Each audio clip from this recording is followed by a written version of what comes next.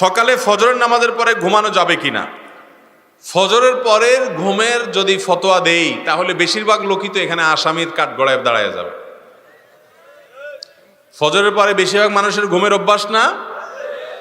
মাহফিলের মৌসুমে আমি পারি না, কিন্তু মাহফিলের মৌসুম বাদে বাকি সময় আমার বাসায় আমি আমার পরিবারের সদস্যদেরকে চেষ্টা করি রাত 10টার ভেতরে বিছানায় চলে যাওয়ার। এটা আজকাল সোনার হরিণ হয়ে গেছে। আমরা রাতে 12টার আগে গ্রামের মানুষও শোয় না আজকে। যদি বিছানায় যাইও আমরা 11টায়, 1 ঘন্টা আমরা মোবাইলে মুনাজাত করি। মোবাইলের মুনাজাত বুঝেননি আপনারা? এই দুই হাতে বসে ফেসবুক ইউটিউব টিপতেছেন, দেখতেছেন, মনে হয় যে আপনি মুনাজাত করতেছেন শুয়ে শুয়ে। এই মুনাজাত করতে করতে মোবাইল ঘুমের চোটে মুখের উপরে পড়ার আগ পর্যন্ত রাখে না অনেকে, ঠিক না ঠিক? এরপরে মোবাইলে কি দেখছে কি না দেখছে এসব জল্পনা করতে করতে আর ঘুম আসে না। 12টা 1টা 2টা বেজে যায়। এরপরে ফজরের সময় শয়তান হাত পাটি পেয়ে ঘুম পাড়ায় দেয়।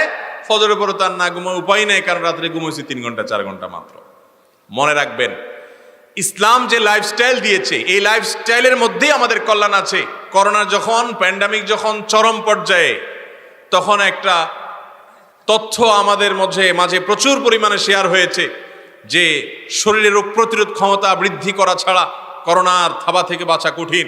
তাহলে রোগ প্রতিরোধ ক্ষমতা কিভাবে বৃদ্ধি করা যাবে, তার জন্য অনেক আমলের কথা, অনেক করণীয় কথা ডাক্তার সাহেবরা আমাদেরকে বাতাইছেন।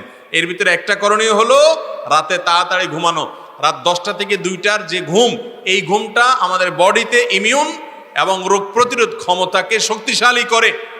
তো নবীজি সাল্লাল্লাহু আলাইহি সাল্লাম এই জন্যই তো বলেছেন যে রাতে এশার নামাজের পরে আর আলাপ সালাপ নয়। এই যে ওয়াজ মাহফিল আমরা করি, এই মাহফিলগুলো গভীর রাত পর্যন্ত করা, এটাও সুন্নাহ পরিপন্থী কাজ।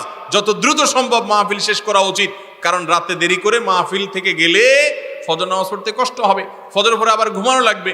ফজরের পরে ঘুমানোটা হারাম না, ফজরের পরে ঘুমাইলে বড় কোনো গুনাহ হবে না, কিন্তু এটা অনুচিত অনুত্তম কাজ, সুন্নাহর খেলাফ কাজ। অনেক উলামা ইকরাম মাকরুহ বলেছেন।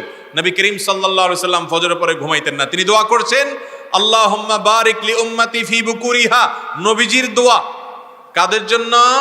যারা সকালবেলা কাজ করে, সকালবেলা যারা জেগে থাকে। তিনি দোয়া করেছেন, আল্লাহ আমার উম্মতের জন্য সকালবেলার সময়টাতে আপনি বরকত দিবেন। এই জন্য যে ছাত্র সকালে পড়ে, যে ব্যবসায়ী সকালে ব্যবসা করে, যে কর্মজীবী সকালে কাজ করে, তার জীবনে বরকত নেমে আসে। দুপুরে ঘুমের কথা নবীজি সাল্লাল্লাহু আলাইহি সাল্লাম বলেছেন। এখন আমাদের সমাজে দুপুরে ঘুম নেই, সকালে ঘুম আছে। যখন ঘুমানো যাবে না তখন আমরা ঘুমাই, যখন ঘুমাইতে বলে তখন আমরা জেগে থাকি। অর্থাৎ কোরআন হাদিস যা বলে হুবহু তার উল্টা করি। এই জন্য আমাদের দুনিয়ার জীবনে উন্নতি নাই। ভাইরা আমার, রাতে তাড়াতাড়ি ঘুমের অভ্যাস করতে হবে। আমি প্রায় সময় বলি এই আমলটা বড় কঠিন হয়ে গেছে, আমাদের সবার জন্য এটা তিতা করলা টাইপ আমল হয়ে গেছে। আমরা অন্য অনেক আমল করতে রাজি আছি, রাতে তাড়াতাড়ি শুইতে চেষ্টা করবো তো ইনশাআল্লাহ।